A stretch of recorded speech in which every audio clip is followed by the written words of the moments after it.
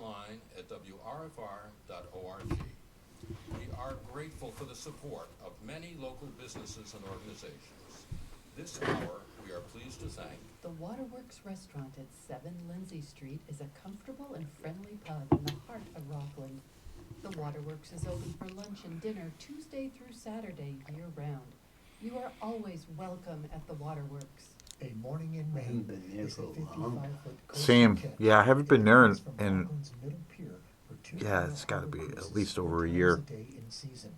I've always liked that place. Always thought it was pretty good. Yeah.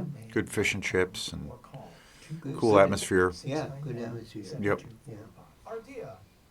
I always like when you can find a good just pub kind of place, and that was always good.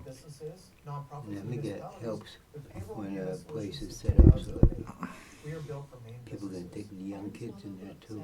Yeah. Yeah. Yeah. 166 Russell Avenue and 18 Central Street. Each shop has a different selection. Our 166 Russell Avenue location provides free literary and children's programming. More info on the happenings page of our website, barnswallowbooks.com.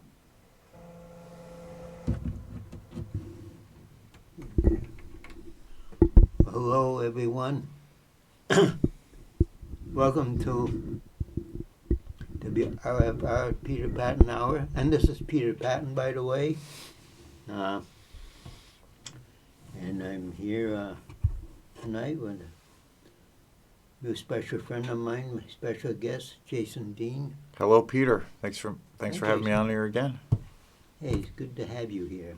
Thank you for coming in. Of course. And, yeah, we, and maybe we got together to say goodbye to summer weather too. Yeah. It's feels like it was like easily in the 60s today. Kind of when I left the house, Yeah. I was very surprised. I was like, "Whoa, okay." Yeah. But I'll take it. Yeah. And we have to just have to get used to the idea of accepting whatever the weather is, don't we? It can't. Yep. I gave up. I gave up on I used to get during the summer. I would usually get pretty stressed out because Mm-hmm. of summertime gigs, and then when I would go to see shows, because so many things are outside and Yep. are weather dependent, and so I used to get so frustrated. I just was like, it is what it is, and Yep. I have no control. So Yeah. I'm at peace with that now. But now we've messed up the climate enough, so maybe we could have some control. Yeah. We'll see what happens. Have a little more, if we have a little more responsibility about what happens to the climate and why it happens. Well, once the aliens come and take over, I think we'll see. Maybe they'll set us straight. We're not. Yeah. Do you know any aliens? No, I would like to. I would like Yeah. to. Yeah. I don't think I know any. I've been following. Ever since I was a kid. I always been into subjects related to ghost stories and the paranormal and like the hunt for Bigfoot, and I've always been a big fan of UFOs and all of these things. One of the first books I ever read kind of on the subject was Whitley Strieber's Communion, which is not that long ago I recommended the book to a friend or two, and I was like, they hadn't heard of the book, and I was like, you have to check out this book because it's one of the scariest books I've ever read, but it's also about alien abduction.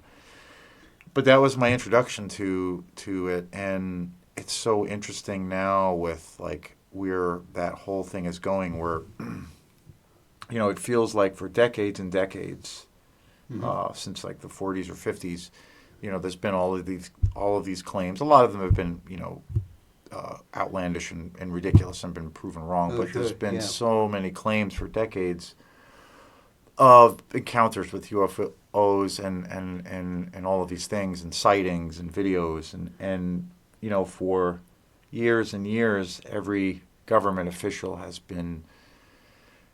like dismissed it and has been in total denial of it. And now, Yeah. and that's just been going on forever. And now it's like almost top to bottom, every government official is saying, no, all of those things we've been saying for 40, 50 Yeah. years is false, and actually we have had these encounters. Uh-huh. And now, and it's so weird to me because since that's happened and there's been this weird switch, it seems like the public and the people that were, to a degree believers in this phenomenon don't really care. And there isn't really, it doesn't seem like anybody really cares about some of these things that are happening now that the government is saying, well, we kind of have some serious evidence of some things that have been happening. Yeah. And so it's very strange. And I had heard there's a documentary that just came out about where there's interviews with all of these different government officials about this that I heard was pretty decent. But the guy who was the interviewer, or the guy who directed this documentary, was saying how, I guess, during Trump's administration, the first time around, he was, informed of a lot of these things, a lot of phenomenon, a lot of these things tied to the UFO phenomenon, and he was informed, and he was about to, I think 2 years into his administration, he was about to make a world addressing, basically coming clean and making the speech saying, we are not alone. And then his officials, people around him, basically said, well, we want to get this right, so we're going to wait. And so the talk is now that within his presidency, we could see that where he could be making an announcement and revealing it. But it's, aside from the obvious things around Trump anyway, it's a pretty unique time in history. In history, that's for sure. Yeah. Oh, yes. I hope. Yeah. Yeah.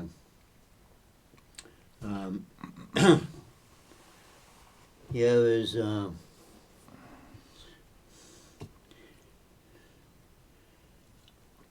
so much profiting from, for some people, from these issues, and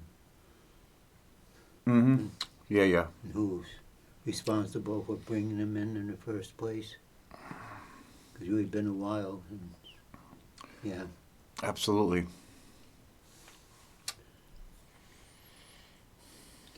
Well, you, I was at the Hey Sailor Lounge up in...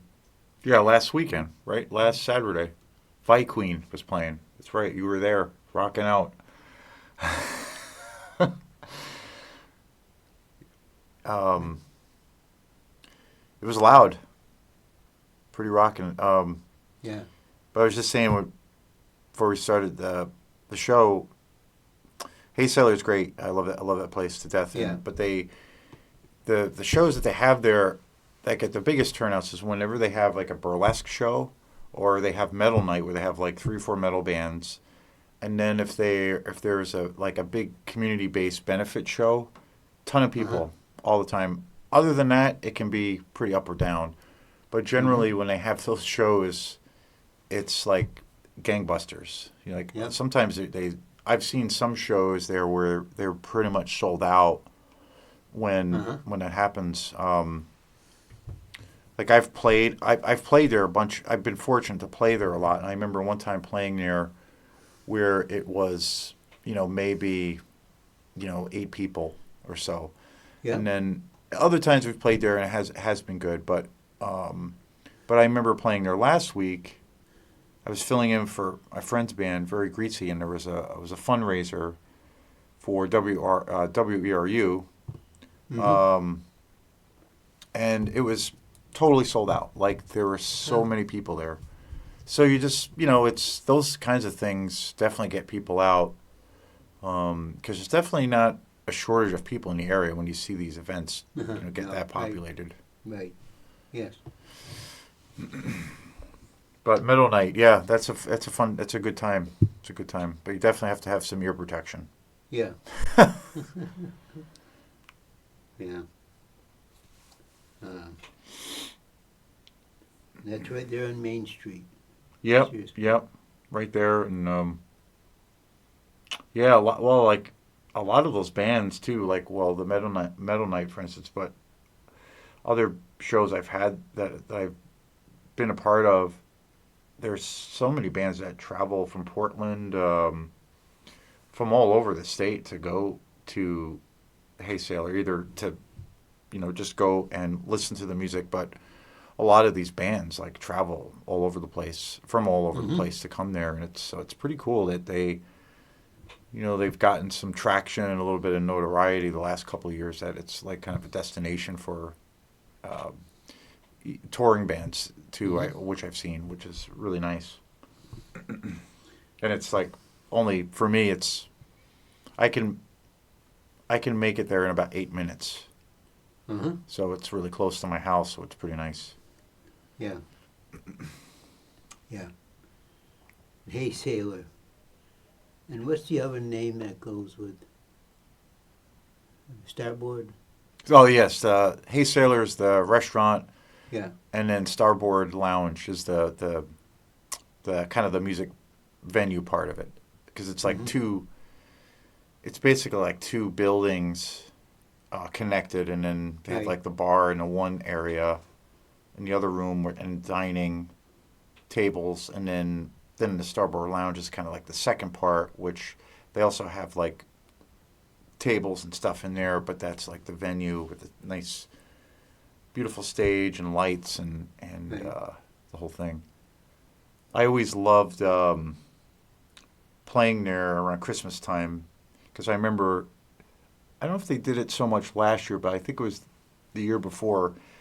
They had, I'm a big fan of the holidays. I really get into Christmas, and they went like all out. It was kind of like, it was, the way they decorated the whole place was so awesome. It was kind of like It's a Wonderful Life, but on steroids. It was just like, it was like so over the top, but it was so cool. And I love when places do that, especially a place like that. Yeah.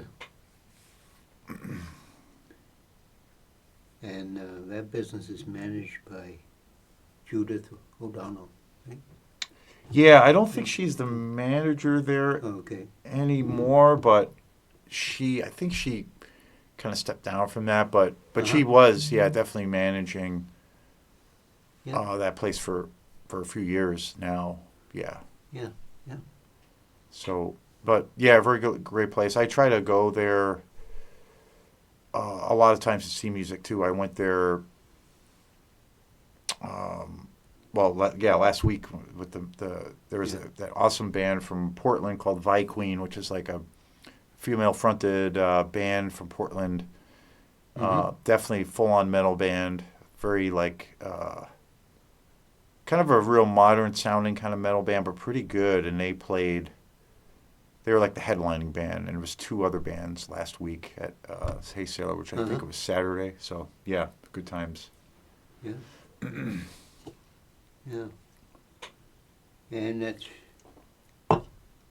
not a very far drive from here. No, it's pretty easy for all points mid-coast for the most part. It's just a straight shot, Mm-hmm. Yeah.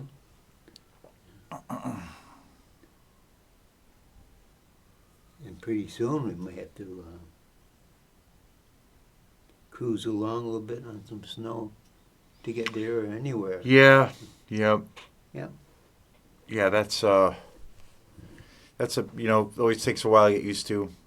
We'll be getting it at some point, I would imagine, but Yeah. I remember last year it was really nice. We had a white Christmas, which I think was like the first white Christmas that we had in a very long time, so that was really nice. we got quite a bit of snow that Christmas Eve, but the last Christmas Eve, but. Yeah. So yeah, I like the snow. I'm not a winter person per se. Like I don't ski or snowboard, but I do like the snow. The cold gets to me, but I like the snow part of it, and you know, it's gigs and music and well, just things in general slow way the heck down usually, but there's still things going on here and there, and Yes. it you know I'm a you know summertime person through and through. Like I love summer weather and hot weather and sunny days, and I love when it. I'm not a big fan of the daylight savings time thing. But I've learned to appreciate the winters a little bit more as I've gotten older. Yeah. But you can't really. Yeah. It's either you adjust to it or you just move out of the area for winter, like a lot of people do. But I'm not going to do that. Yeah, because I used to have a dairy farm, so I had to be there all the time, and yeah, you just resigned to being there Oh, all the time. dairy Just farm. Huh, I gotta didn't know do that. it. Cool. Yeah,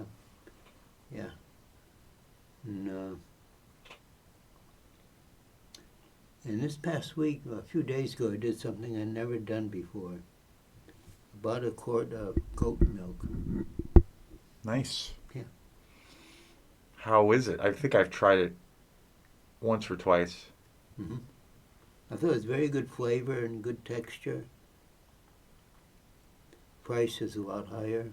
It's over $6 for a quart. Oh wow. Yeah. Better taste pretty good for that. Right? For that. Yeah. Yeah. I don't know. I'm sure where it came from, but it's owned by a California company. Cool. Yeah. You did you bring some music for us to hear, or?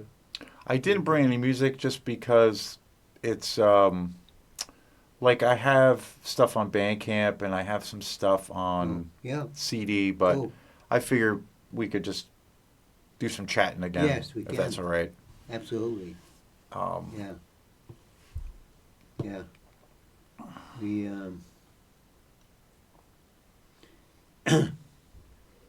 yes, and I'd like to hear some more live music from you again sometime. When can I do that? Oh, thanks. Yeah, it's one show that I'm really, really excited about, and kind of was, I don't know, there's something I was trying to put together for quite a while. Yeah. And we recently we did solidify a date, but then we just had to move it, and it's kind of set in stone now, so it's not going to be moving anytime soon. But the next show is going to be December 19th next month. Yep. At Hey Sailor, speaking of Hey Sailor, at 7 o'clock. And it's going to be Quantum, my band, my electronic group Quantum, and then a local artist, Travis Lloyd, who is also local. He's based right here in Maine. He's based out of Jackson, Maine, not too far, at least from me, but from here it's a little ways. And he just put out this album about 3 or 4 weeks ago. It's on Bandcamp. It's on a bunch of other streaming platforms. Yep. And it's Travis Lloyd Ferns, and it's an incredible album. And I've known him for a super long time. Yep. And I remember years ago seeing he had about 2 or 3 different bands back about. It's probably like 15 years ago. He used to play, and Travis Lloyd used to have a couple of bands that I knew of, and a third band, which I can't remember the name, but he had a band called, the Travis Lloyd Band for a long time, and then he had another band called The Rugged that was more like kind of indie rock, definitely folk-based, a little bit of Americana, a little bit more acoustic-driven stuff, but definitely rock stuff, a little, Yeah. And I remember back years and years ago, he used to play in the area all over, and he was a pretty big name in the state. And I think at one point either it was those two bands or one of another band that he had. They were starting to kind of go national, like they were starting to tour and go out of state, and they were. Yeah. And I remember going to see his bands, you know, whether it was the Rugged or the Travis Lloyd band, and he had a huge fan base. Like tons of people would show up, and I knew him like through that, and then I kind of got to know him a little bit, and he always was a very nice guy, very down to earth guy, very very cool. Yeah. And we never like played together before, and there was like 2 times where we did like kind of jam together, just real informal thing, but we never like were in a band. We never had a project together or anything, but it was funny because it was probably, I don't know, maybe 8 to 9 years ago was the last time I saw his band play. And that was the last band he had was the Rugged, and they kind of parted ways or something, and then I didn't hear anything about what he was up to for a long time. I lost touch with him, and then about 2021, right around when COVID was still, kicking everyone's butt, he had put out somebody that I know who we have a mutual friend had sent it to me, and he had put out this an album of this electronic music, and I was like, wow, this is really cool, because I never knew that he was like into electronic based stuff. So I was really into it, and I was like, this is really cool stuff. And I remember really liking it. And then fast forward to last year, it was at a Quantum show, and we were doing a show. It was a album release show at, actually, again, hey, everything comes back to Hey Sailor. We were doing we were last November, this time last year, Quantum had an album release show at Hey Sailor. And it was really great, and we had, a lot of people showed up, and it was a good time, and I think we had just finished or gotten done, and I had my back or something turned to the stage or to the crowd, and I was like packing something up, and I felt somebody like tap me on the back, and I looked around, and it was Travis Lloyd, and I was like, no way, and I hadn't seen him in like 8 to 10 years. And I was like, no way. And he was there, and it was really cool reconnecting with him. And it was great. And so then 2 weeks after that, 2 or 3 weeks after that, we have a mutual friend. Her name is Kelly, who is just a really awesome human being. She had suggested to me, she's like, you guys should do a show together. Like, I think that would be a really cool billing. Sure. Like, you should think about doing a Quantum show with Travis Lloyd's electronic stuff, because she also had said that he is, like, at the time working on a new record that's going to be coming out later, this year, 2025, and he, was doing all this new music and all this stuff. I was like, so she had made this suggestion, and I was like, that's a really good idea, because I've always thought Travis is like a tremendous vocalist, like just an outstanding singer and a really great songwriter. Yeah. And I was really digging this new thing he was doing. And so after she told me that, I was like, I'm going to definitely do that. But then I realized I didn't have any of his contact information. So I asked Kelly, do you have any of his contact information? So she gave me his number, and I, basically reached out to him and called him. Right. Saying, hey, would you be into doing a show? Like, I can probably set up a show locally, especially at Hey Sailor down the road. Would you be into doing it? And he got back to me right away, and he was like, yeah, absolutely. But he said the only thing why I can't do it now is, he's like, this whole thing is so new right now. I don't have the capacity to perform any of this stuff live. So, okay. And I was like, okay, I totally get that, because, taking what to some degree is like a studio-oriented project, or you're working at home, is one thing. And then if you want to take that and like make it into a live kind of working, entity, it's a different thing, a different kind of monster. So I totally get that. And he said, so I can't really do a show. I can't commit to a show until I build this whole thing build it into a place of where it can be a live thing. But he said, so then he said, give me 6 or 7 months and I will get back to you, and we can probably set something up. So fast forward 6 or 7 months, he calls me. Exactly 6 or 7 months later, which I just thought was so funny. He calls me literally on the dot, and he's like, "Okay, how you doing, Jason? I'm ready. I can do a show now, so let's do it." I was like, "Awesome!" And then he also was saying he was totally ready to do a show, and he had just finished up this latest album, Ferns, that just came out, which is like his second kind of electronic-based album.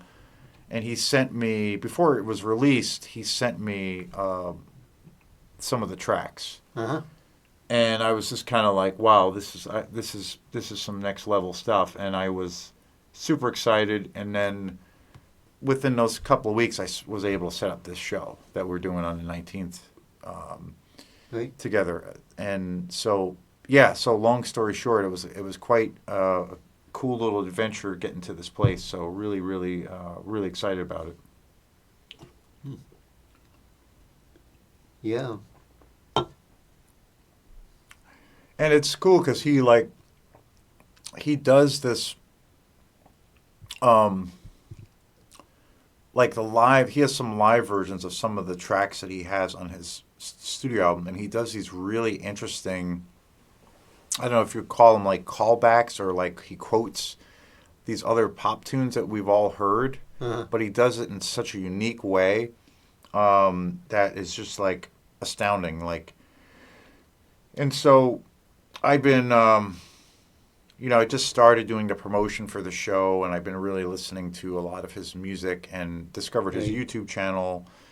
And yeah, so very, very excited about it. And plus, it's all original based music, which I get really excited about original music, regardless of really what style, Yes. So that's something I'm really excited. It's also the last show, something will probably come up, but it's the last show that we have booked for the year with Quantum, because we had a really, really busy year, and so it was really nice to be as busy as we were, and I've been able to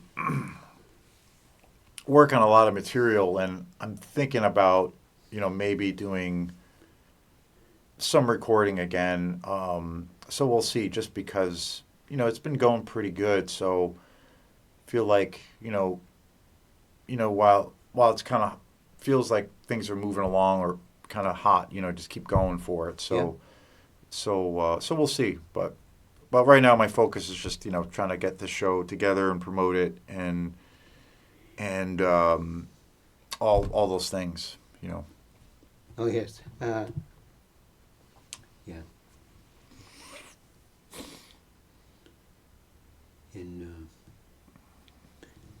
And promoting your own show means that you also have to. You're promoting yourself, aren't you? And so yeah. It's a lot. Good for that. Yeah. I was just thinking of that today, because it takes a lot of time, it takes a lot of work, you have a lot of patience, but it's also, you can do, obviously there's all these new things, especially because they up a lot, like with technology and like apps and pages and all these things, websites, things get updated all the time, so sometimes it's hard to keep up on it, but you really can do, getting people to come to an event that's an entirely different thing, but you can actually get to a place with social media where you can, at least everybody will know of it. They can all see it, they can know that it's happening or what have you. Whether or not they come or not, that's a different thing. But you can reach a lot of people, and it doesn't cost a dime. They have the pay ads if you want to do all of that, through Facebook or all these things. And right. which I've never used, and I know some people do use that, but you can do all of this stuff for free, and it's still a lot of work, but I think it's good at least because I'm not a big fan of social media by any means, but I think some of the good aspects, like, people who are doing stuff that, I'm doing, or, or all the different levels that entails, like you can definitely still reach a big, audience, or at least people will be aware that this is happening or this is not happening, and it's pretty nice that, it's once you get it going, it's kind of a click of a button, and you can really hammer things out. It still, obviously takes a lot of work. And flyers, like, I play in a band, the band Osmia, which I've been playing a lot with this year. Right, yeah. That band still does lots of, like, physical promotion for shows, a lot of flyers and stuff, but they also use Instagram. So, but, every bit of that helps. I don't really, which I probably should, but I don't really do flyers per se, like physical flyers. I pretty much just concentrate on doing on social media stuff. It feels like that is more helpful or easier. But Yep. in this day and age, everything, every bit counts. So everything kind of comes full circle, I think, too, because I do see that now. Like, there are more bands and there's more events kind of happening. I have seen last year that people good. are going back to, like, taking a flyer, and sticking it somewhere, as opposed to, like, you kind of didn't see that for a while, and I'm seeing that kind of come back. So things always kind of cycle back to some capacity. Yeah.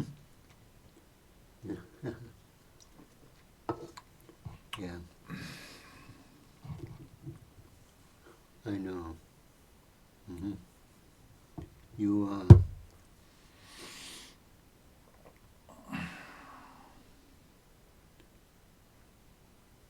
I think the more live music we have in an area, the better. But we do need to be supportive in some way, don't we? Yeah. Yeah. I mean, it's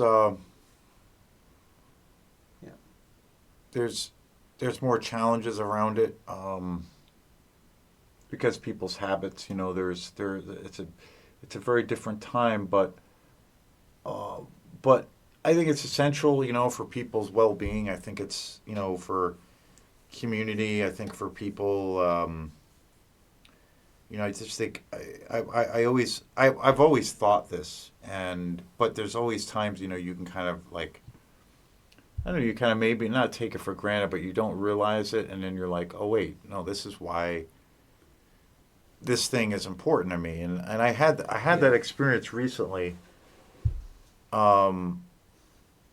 where some music that really hit me in a really strong way, and at this kind of vulnerable place I had been at, and I was like, oh wow, like, you know what? Okay, this is why art and music are just so darn important, because you get this sense of, like, when I think about people who are dealing with, because we do live in pretty crazy times, and when people are dealing with grief and tragedy and loss, all of these things, which are part of the normal, condition, but there's always this thing of, you go through this kind of grieving process, and it takes a long time to get through it, or it takes, you just kind of, whether people talk through it or they do whatever they need to do to get through tough times, there's that process, that grieving process, and there's always that thing of which we do as human beings, where we kind of think, maybe, depending on how rough it is, we think, we're alone, or we think we are. There's that feeling of being really isolated, or being loneliness. Yeah. And which is a normal thing, but it's hard to deal with sometimes. And so, but the thing with music, and I think art, there's, like, things of that where you really can get a sense of, like, Well, no, there are other people going through this too. It is this universal thing, and I think it can really help, in a way, therapeutically, of realizing that, that isolation or that sense of loneliness, you're not the only person, and that's maybe that creator of that art is talking about that thing of like it's not an isolated case. Like there are many other people going through that, so it's such a powerful tool. And then on the positive side, we're it's that celebratory thing because of beautiful things that happen. Yeah. It's the same thing that it's still it's that same pulse, that same beat that it strikes, that connects people that way. And I just think it's such a powerful powerful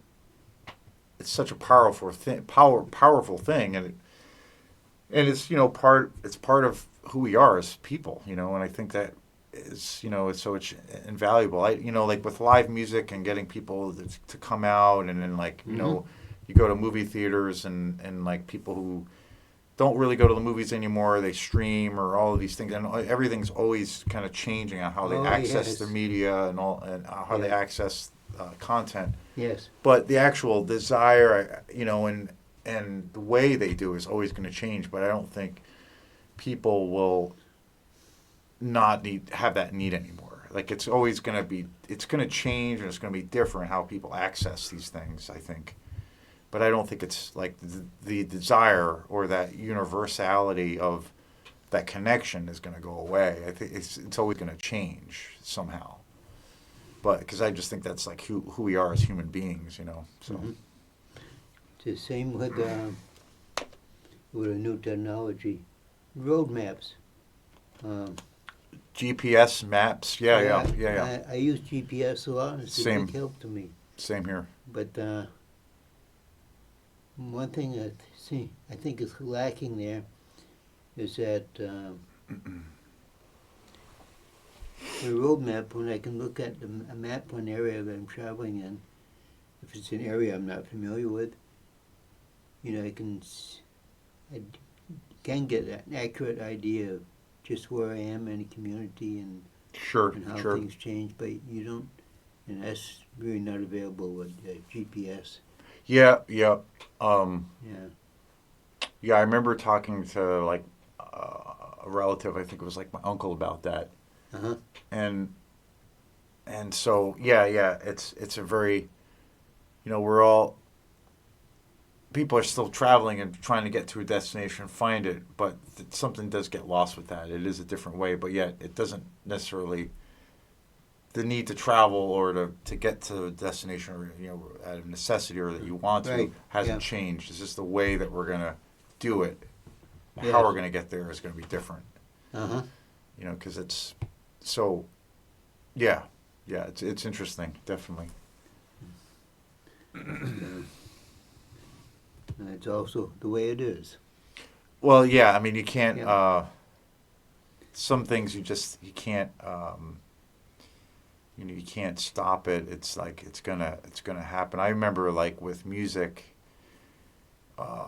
back when downloading first became a thing, or they would call it, piracy, illegal piracy, or like, movies would get bootlegged and albums would get bootlegged. But I remember back in the day of Napster, when that was a big thing, and that was kind of the first platform, social media platform, if you will, where people could download records, albums of any of their favorite bands for free. And it was the first time, in this kind of technological time that happened. And I remember, one of the biggest proponents of trying to, I guess, address it, but to kind of also call people out or to a degree stop it was Lars Ulrich from Metallica. And people really like tore him to shreds. Like a lot of people hated him for doing that and said that, well, he's just, he's this super rich guy. He doesn't need this money. He's just a control freak and he's a narcissist, all these things. But like, now like that, I don't know how many years ago now, that was like 30 years ago now or so, 25 years ago.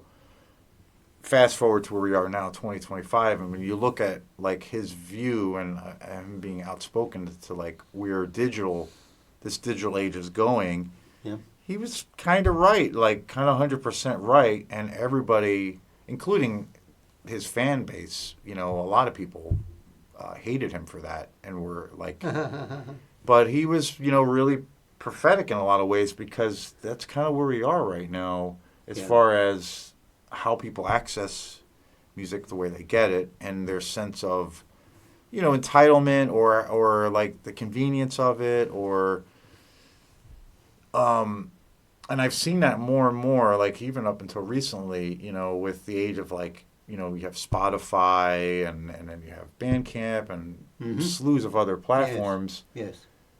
And I've seen a lot of people talk about that topic, and then the Napster thing comes up, and then Lars Ulrich from Metallica, he comes up, and they're like, most people now are saying, he was kind of right. He was kind of right.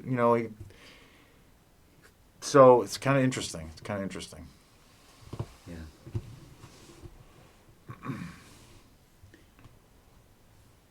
And I think when we take on a new system and technology or just whatever,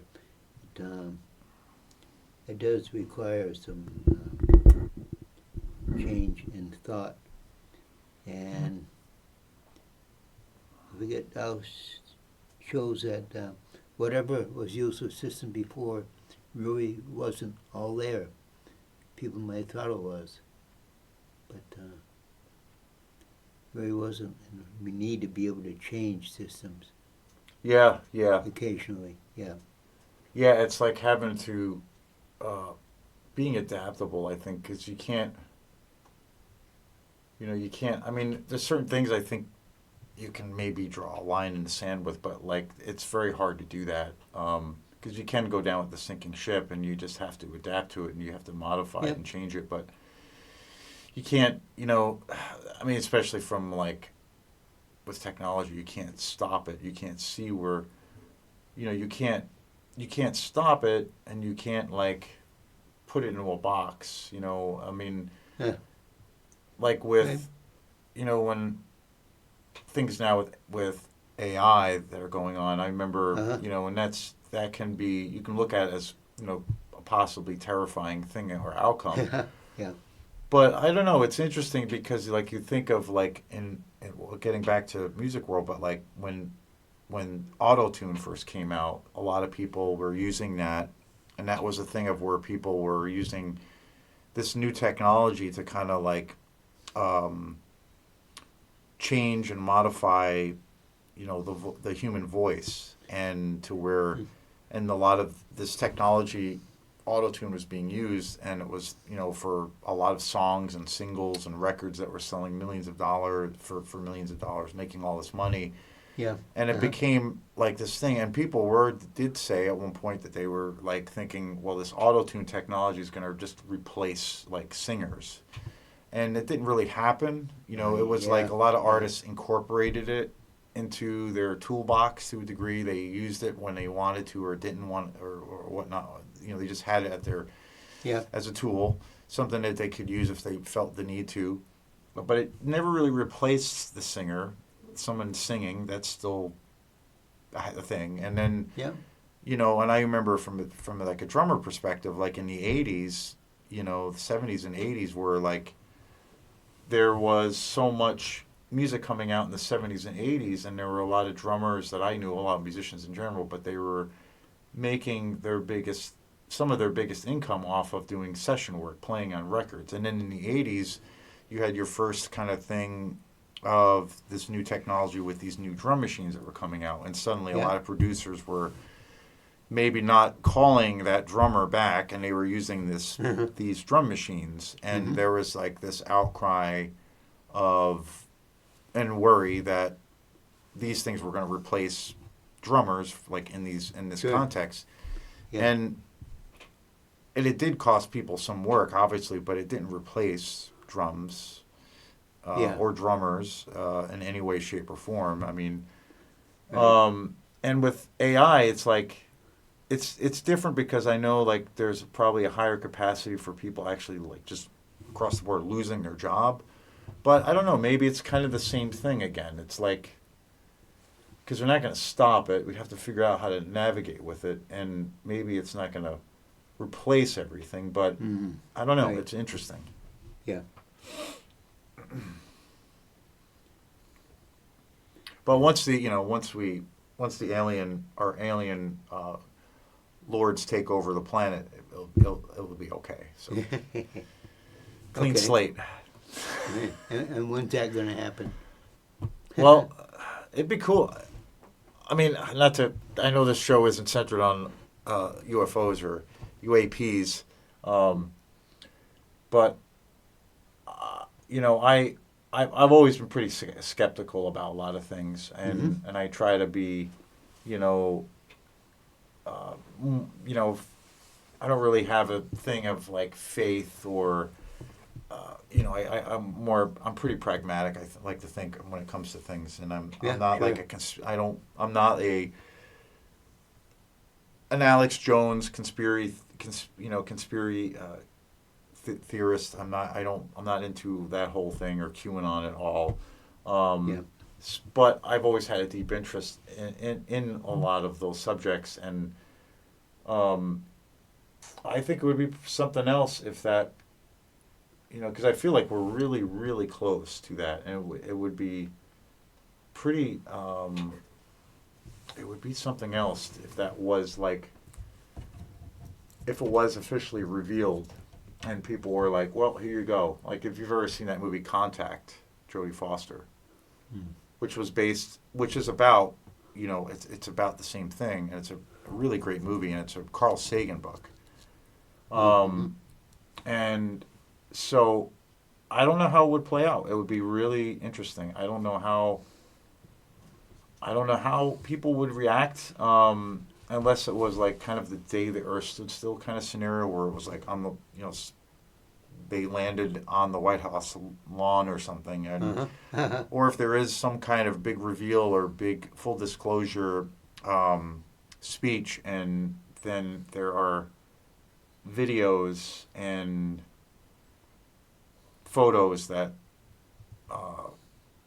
beyond a shadow of doubt confirm things. So, but I don't know, and maybe it is all manufactured, but I don't think it is. And I don't know how people would really react. I don't know if people would lose their minds and panic, or would they just be like, it would be just, I don't know, some kind of thing that just, because I think now, I mean, it takes a lot to shock or shake people, because we're just used to just how this world is, because we kind of live in this giant reality television show now in this world. So everything is just kind of like trashy, and nothing really shocks us anymore. Nothing really like shakes us, and we're just used to like seeing outrageous things happen all the time, and they're kind of commonly accepted. So it's like a big giant tabloid that we live in, I think, and so I don't know what that would be like in that context. Or like reality television show is maybe a better way to describe it. Yes. Yeah. Anyway. And most shows do have some reality of some sort. Totally. Yep. Yeah. Yeah. So, well, we should be signing off before too long here. Thanks again, Peter. It's always a pleasure. It's always a pleasure to have you Thanks here, again Jason. for having me on here. Really appreciate it. Oh, yeah. Do you have any more thoughts about... Well, I mean, Right. one last thing. I mean, I guess, Yeah. which was, this year's been really good. I mean, one of the things I'm really excited about is one of the bands I mentioned before, Osmio, Yeah. which has been a really special situation. We did some touring last year. We did we did one big one and one small one, these two different tours, and then we've been playing a lot of shows. We have a little bit of a break coming up for a month or two, and but we're gonna do another tour next year, at the same time in probably like springtime. Yeah. So, we just finished a recording. We just finished our first album, at least since I've been with him. We just Right. finished a full-length album about a week and a half ago. And we're going to try to have it ready by the time we go out on the road again. So I'm very excited about it because we did it over a period of like a couple of months or so. And then there was a bunch of time where we weren't able to do it. And then we finished it. So really excited about that. And that will be coming down the pike later it'll be next year sometime. So Yeah. pretty excited about that. Yeah. And it'll be like an 8-song cool. album. So Yeah. full length. So pretty excited about that. But thanks again, Peter. I really appreciate having me on here. And Thank you, Jason, for being here and coming in, and we hope to have you back again sometime. excellent. Thank you, Yeah, yeah. Maybe when your music comes out. Peter. Sure. Excellent. And I would like to thank all of you out there in the world for tuning in. And, Jason Dean is very talented, very accommodating. And is Thank you, Peter. Yeah. Appreciate the kind words. Thank you. Yeah. Thank you, Jason. And thank you all for tuning in. And I'll see you next week. Or at least you hear from me next week. I'm not perceiving of you. Anyway, thank you very much.